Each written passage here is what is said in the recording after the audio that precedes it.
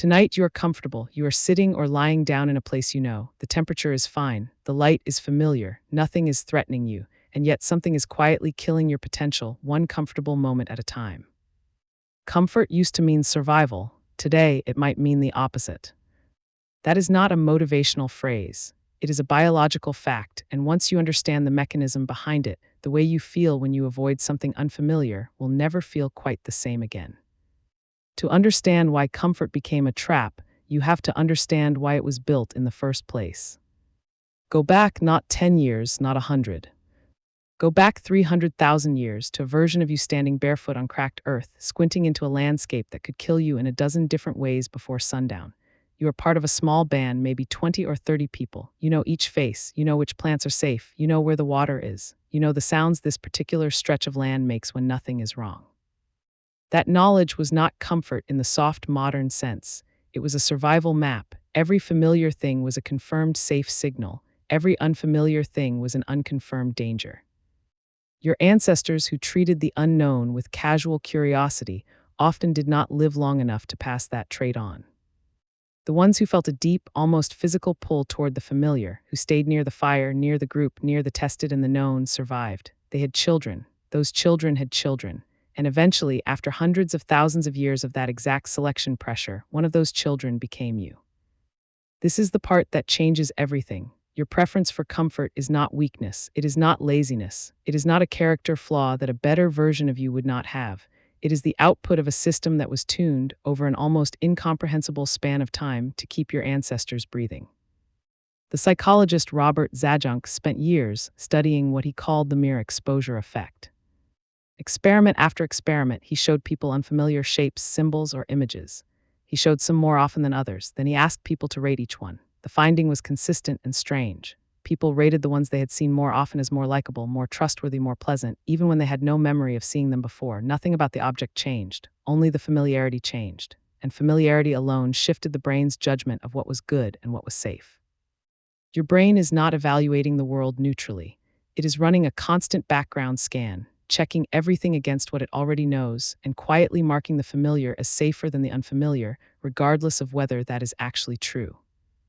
Now hold that finding beside one from a different direction. Daniel Kahneman, the psychologist who spent decades mapping the mechanics of human judgment, identified something he and his colleague Amos Tversky called loss aversion. The core finding is this: losing something feels roughly twice as bad as gaining the equivalent amount feels good. The pain of a loss is not matched, dollar for dollar or unit for unit, by the pleasure of an equivalent gain. Loss hurts more than gain pleases at a ratio of approximately 2-1. Think about what that means when you are standing at the edge of something unfamiliar. Stepping outside your comfort zone does not feel like an opportunity to your nervous system. It feels like a threatened loss, the loss of certainty, the loss of control. The loss of the version of yourself that has not yet failed at this new thing. Your brain weighs that potential loss far more heavily than it weighs the potential gain waiting on the other side. So before you even consciously decide anything, the math has already been run and the answer is almost always the same. Stay, it is safer here. That ancient math made perfect sense on the savannah. The cost of leaving familiar territory without a good reason was often death. The cost of staying was almost never death. So the brain learned to make leaving feel like danger and staying feel like relief. The problem is that the world changed, and your brain did not get the update. What changed first was the physical boundary of your bubble. For most of human history, the edge of your world was set by geography, a mountain range you could not cross, a river too wide to ford, a desert with no water. Your world was small, but the smallness was honest. It reflected real limits in a real landscape. Then gradually those limits dissolved, trade routes opened. Cities grew, the printing press arrived, then radio, then television, then the internet, then the smartphone. The physical edges of the world collapsed. Theoretically, the range of information, ideas, people, and perspectives available to any human being became almost infinite. But your brain did not expand to match the world. It kept running the same ancient software it had always run. It kept scanning for familiarity. It kept marking the unfamiliar as suspect. It kept pulling you toward the known, even as the known shrank into something far narrower than your actual world. And then something else arrived, something that learned to use that ancient pull against you. Stanford researcher B.J. Fogg spent years building what he called a science of persuasion. He mapped the precise psychological triggers that cause a person to change a behavior, form a habit, or stay engaged with a system. Variable rewards, social validation, frictionless repetition, the removal of any friction that might cause a moment of pause or doubt. What he documented in academic terms, technology companies implemented at massive scale. Every major platform you use is built on the same fundamental insight. Your brain will choose familiarity over novelty almost every time if you make the familiar easy enough to reach. So they made it effortless. One tap, instant load, infinite scroll. The feed refreshes before you have finished reading. The next video starts before you have processed the last one.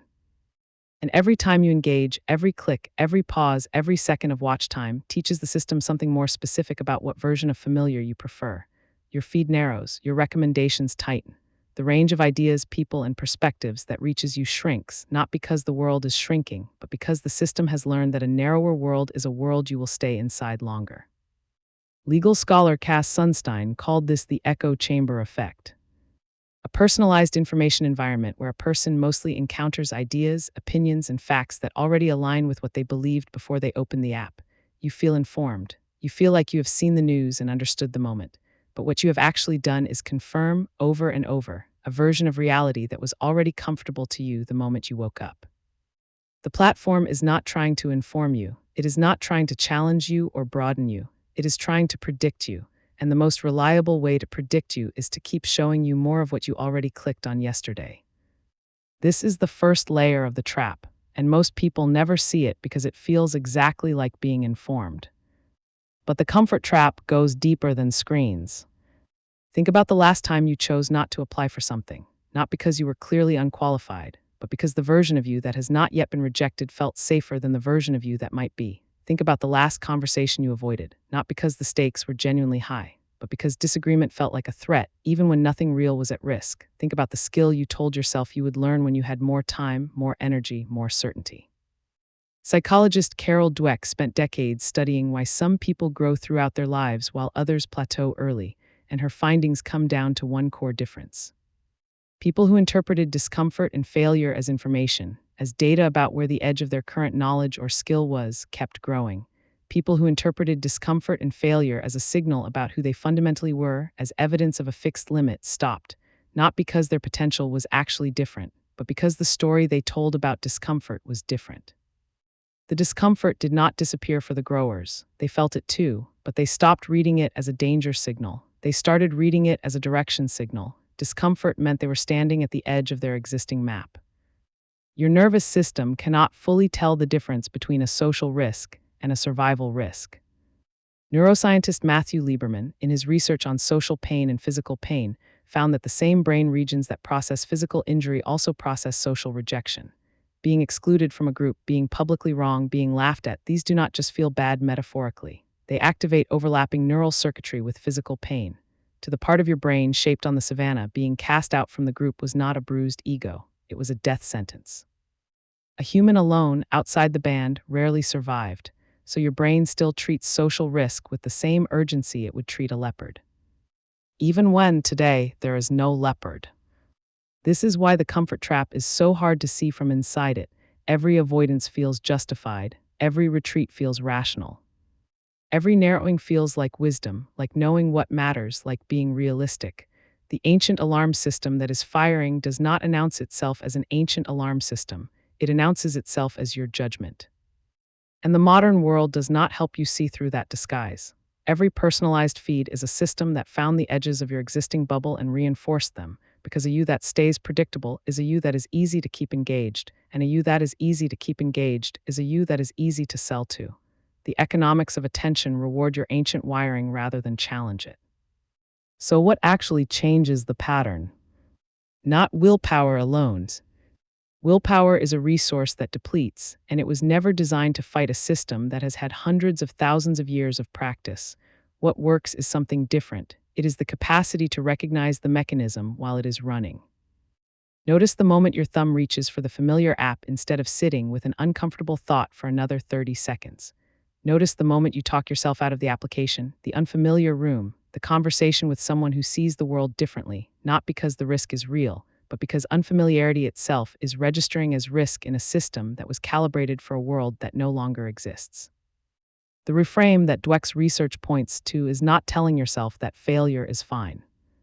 It is not positive thinking applied to discomfort. It is something more precise. It is understanding that the discomfort is not a verdict. It is a coordinate. It is the location of the edge of where you currently are, and edges are not walls. They are the place where a map can be extended. Neuroscientist David Eagleman, who studies how the brain constructs its model of reality, describes the brain not as a passive receiver of the world but as a prediction machine. It constantly generates a model of what is about to happen next, and it updates that model when something violates its prediction. Discomfort, unfamiliarity, novelty, these are exactly the moments when the prediction failed and the model is being forced to update. Those moments are not comfortable. But they are also the only moments when the model genuinely changes. A brain that never has its predictions violated never updates. A map that never meets new territory never grows. A person who only ever confirms what they already believe never actually learns anything. They only accumulate more evidence for what they already thought. Your bubble was not built to make you happy. It was not built to help you grow, to challenge you, to make you more capable or more alive. It was built by millions of years of selection pressure to keep a version of you alive that no longer faces the same threats you were designed for. The savanna is gone. The leopard is gone. The small band where exclusion meant death is gone. But the system that treated all of those things as existential is still running, right now, inside you. And the platforms in your pocket have learned to whisper exactly what that ancient system wants to hear. More of what you know, more of what you already believe, more confirmation that your version of the world is correct, more reasons to stay inside the room you are already in. So tonight, when you're sitting somewhere comfortable, when the familiar feeling of safety settles over you like something you earned, ask yourself a harder question than the one the feeling is suggesting. Not, is this comfortable? But is this where I am actually choosing to be? Or is this just where the oldest part of me keeps pulling me because it does not know the leopards are gone? Comfort once meant you were probably still alive. Today, it might just mean you have not moved. And those two things, for the first time in the entire history of your species, are not the same thing at all.